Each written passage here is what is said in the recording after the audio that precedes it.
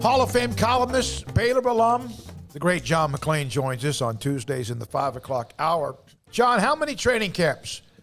And I include last year, even though they're whatever it was. How many years have you covered the National Football League?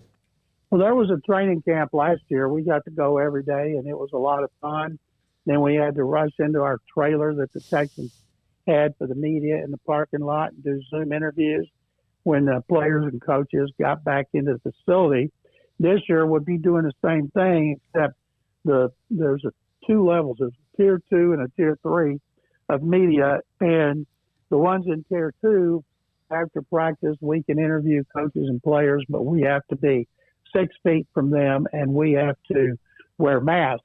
During practice, they don't care if we're 6 feet from each other or wear masks because they don't care about us, of course. And so that's the NFL protocol. So it'll be the first time I've interviewed anybody in person since the Combine in 2000, Combine before last season, so February of last year.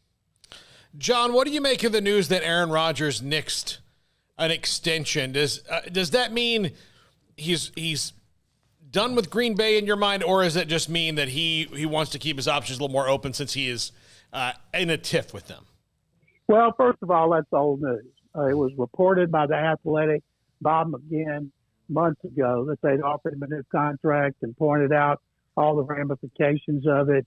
So this week now, Adam Schefter puts it out there, just like it's old news. Philadelphia is one of the teams most interested in Deshaun Watson, and when the time comes that they trade him. But Adam did something on it last week, so everybody acted like it was news. So there's not one new thing about Rodgers now that there was a couple months ago. And as Mike Florio pointed out on Pro Football Talk, just because you get offered a contract that would make you the highest paid player in the league doesn't mean the payout is good for you. That would be commensurate with being the highest paid. It would just be a big number that you're not ever going to get. And a lot of people think he'll play this year with the understanding he'd be traded after the season. But if that's the case, he better have a great year like he did last year. Because in 18 and 19, I think he threw 25 and 26 touchdown passes. Then he threw 48, career high last year. So if he were to slump back to 25 or 26, they wouldn't get for him at 38 years old what they would have gotten for him if they'd done it now. So I've said all along I think he'll play for the Packers, and I still believe it. John, did you happen to see the trolling social media post from Tony Busby towards Deshaun Watson? And if so, what were your thoughts on that? Well, first of all, Tony Busby, who was on his honeymoon and probably partying quite a bit, if you get my drift, he's been known to be a big partier, put that out where he took shots at Watson after Busby, got a massage without incident. And I thought it was absolutely ridiculous, but it didn't surprise me. The fact is, as somebody pointed out, if they were close to a settlement, you wouldn't see Busby putting out stuff like that. Mm-hmm. And, of course, training camp begins next week. There's a lot of national media coming in here, and with the anticipation that Watson might actually show up, even though they have their three quarterbacks in Rod Taylor, Jeff Driscoll, and Davis Mills. And if he did show up, to avoid being fined $50,000 a day, when he and his reps told the Texans all along he will not show up because he wants to be traded, it would be a circus atmosphere. And it's one of those deals. We'll find out if he's coming. I'm sure one of his people will leak it to a national person. And personally, I believe if they waited to next draft to trade him, they would get a whole lot more than if they trade him, say, at the start of camp, at the start of the season. But with all the legal issues, including those 22 civil suits and at least one investigation, no charges have been filed by the police. And, of course, Roger Goodell NFL investigation, maybe somebody would lowball them and take that problem on. But, man, they would certainly not get anywhere near what they could get if they waited. How much does Tony Busby's social media behavior complicate this on the part of the NFL? Because just personally, John, I don't really know what to think of it.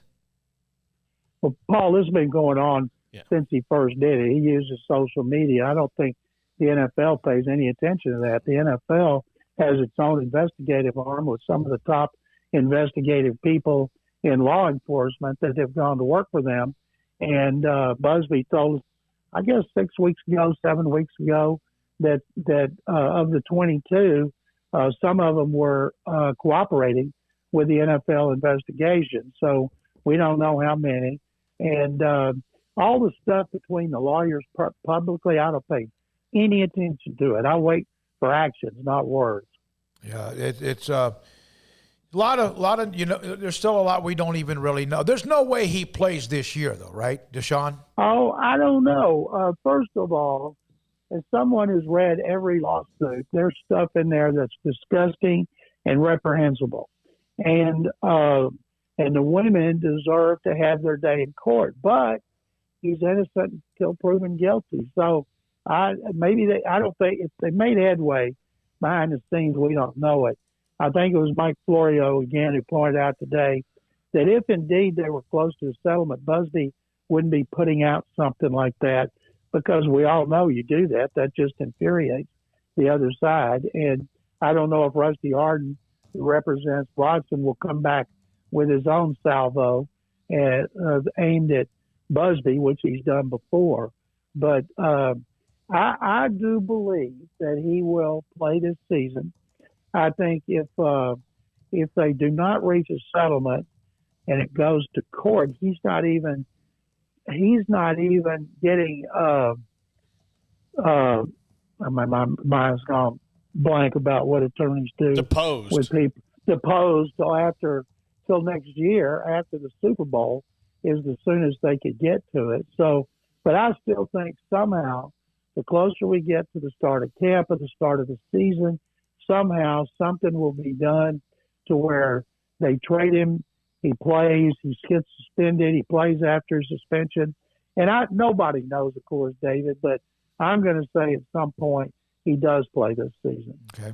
John, do you have any interest in checking out the Manning Brothers Monday Night Football broadcast that they're going to be doing, for a few weeks out of the year? Craig, those two are something else. They have a great relationship. Peyton, of course, has a better personality than Eli, but Eli is no slouch, especially when it comes to taking shots at his big brother. And so I go back, remember the Sports Center commercial, all the athletes were doing, and they're walking down with Archie and his mom kicking each other like brothers do in the back with their feet. And I thought that was tremendous. So, yes, the only people I would tune into anything, the only person, would be Peyton Manning, because I think he's just tremendous at everything. I've never, ever watched a game because of an announcer. I did for a while without Tony Romo because he got off to such a great start, but I watched for the game. But if Peyton, on this thing on ESPN Plus, or if one of the networks that ever hired him, I would watch whatever Peyton Manning did. He is, John, one of the greatest Saturday Night Live hosts that has ever done that show. His episode of Saturday Night Live was top to bottom, straight up hilarious. 100%. That's one of the reasons I like him. He's a movie nut. And I tell you, if somebody came along and offered him the right part, and maybe not as a has-been quarterback or something, but gave him a part in the movie that was legit, I think he'd do a tremendous job because he works so hard at everything he does and takes such pride in it. I would love to see some producer and director, and maybe he's had opportunities and turned them down, but give him a legitimate part, maybe in a non-sports movie. J.J. Watt's been in a couple of those, and I think Peyton would do great if indeed that's what he wanted to do. He obviously likes being in front of the camera because he's in front of the camera so much, but his ultimate goal is to run a team, and he makes no bones about that. John, do you think Richard Sherman is kind of a foregone conclusion to not play this year, and how much of a chance was there to begin with? Craig, I believe that somebody will sign Richard Sherman maybe when somebody gets hurt, and considering the judge didn't make him even post bail I think he might get his wife has been totally supportive. It wouldn't surprise me if there are no charges or if it's a slap on the wrist. At some point, somebody signs him because he still wants to play. John, as always, thank you. Appreciate it. As always, guys, second. John McClain, Baylor alum. He loves the Bears. Loves them.